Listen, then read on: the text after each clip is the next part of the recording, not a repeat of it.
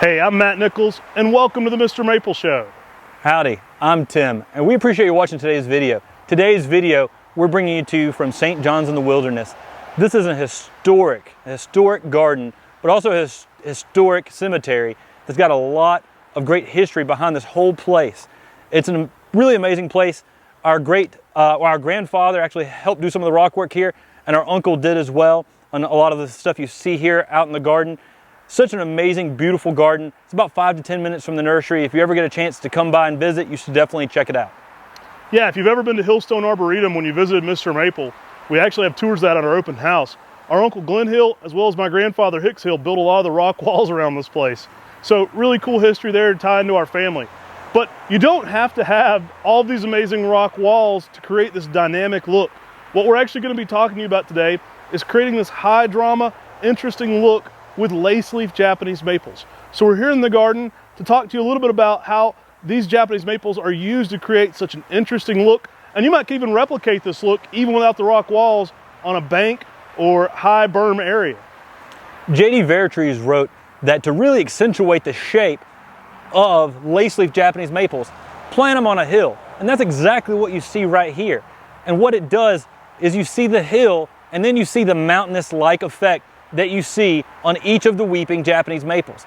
It really adds something special, especially when you're down from where you're at, looking up at these trees. You can see the great shapes, weeping structures on all these trees that we have beside of us. Yeah, there's some amazing shapes here. We actually have 3 Tamukiyamas, and then I believe the one Tim next to is actually an Acer palmatum garnet. So we've got 2 different Japanese maples here and 4 different plants. And those 4 plants create all this dramatic texture you're seeing in the garden. Now what I love about this is oftentimes in Japanese gardening, lace leaves are used to create mountain ranges. So yama on Tamukiyama actually means mountain. And you'll see that a lot in Japanese maples. Yama is a reoccurring word, and it may describe the mountain in which that tree was found, but it also describes that shape. So what we've got here is almost a mountain range. I love that high drama that a bank can create. You know, with just 4 Laceleaf Japanese maples, we almost have a mountain range here. So you can kind of see that texture as you go up higher onto it. You know, we're here in the Blue Ridge Mountains, so this is something that really speaks to me. I love this dark maroon mountain-esque type landscape. It just really catches the eye. It creates high drama in the garden. Really, really eye-catching. I mean, I wanted to get this on camera just because looking at it, it really speaks to me. And I love how the design is laid out. The rock walls are certainly a big part of this architecture, but you could do this even without the rock walls and still create an amazing scene. I do think that these rounded boxwoods really add a lot to it too, because they add such a dynamic contrast to the weeping red lace leaves.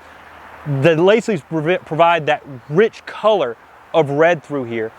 And a lot of times in Japanese gardening, we'll do a whole podcast and a whole video on Japanese gardening itself, but the idea is to recreate what you see happening in nature.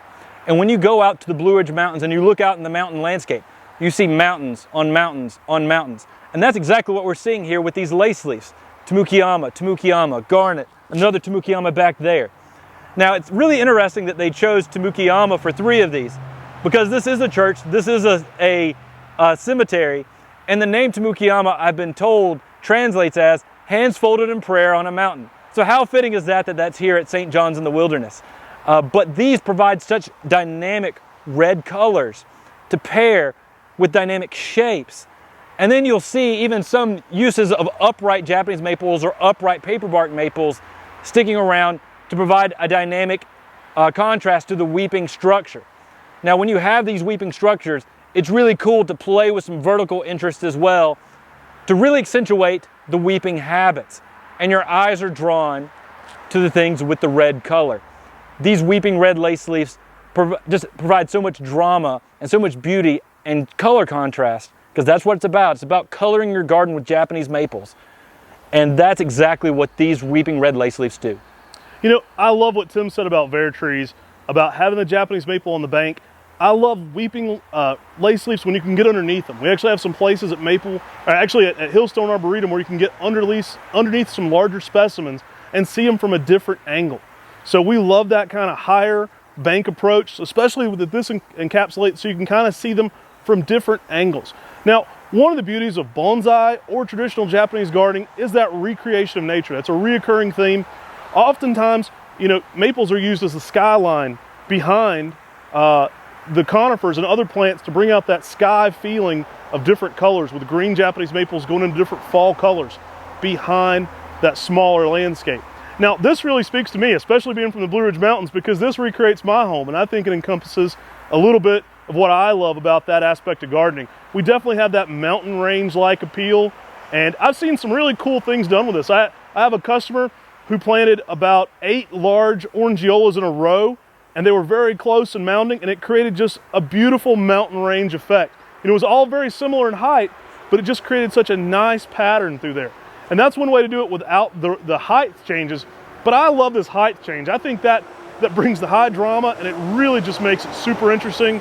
And I love how much it looks like our Blue Ridge Mountains, especially with that dark maroon accent to it. These Japanese maples really make this garden show off and become a focal point out here in the landscape and garden. This isn't something very difficult. I hope this video has really helped you understand how to garden with weeping red lace leaves on a bank, provide that dynamic color contrast, and really give you something special out there in your landscape and garden.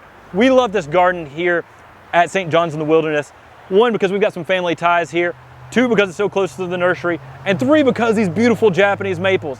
So I really hope you've enjoyed seeing these awesome specimens out here on the hill and understanding how you can garden with weeping red lace leaves on banks. Hey, if this inspired you in your gardening, definitely like, subscribe, and share. We hope it did. That's why we shot this video. We just love the way this looks, so we wanted to get on camera and bring it to you and hopefully brighten your day up with some beautiful lace leaves on an amazing backdrop. So like, subscribe, and share to our YouTube channel, The Mr. Maple Show. It's growing leaps and bounds, and we greatly appreciate that. That's the second best way to support this channel. The best way is shopping on MrMaple.com. We're always adding new plants, so check it out. We do 10 new plants every Tuesday at 10 and flowering plants every Friday. So it's something you're going to want to be a part of. Thanks so much for watching. Take care. God bless. And have a great day.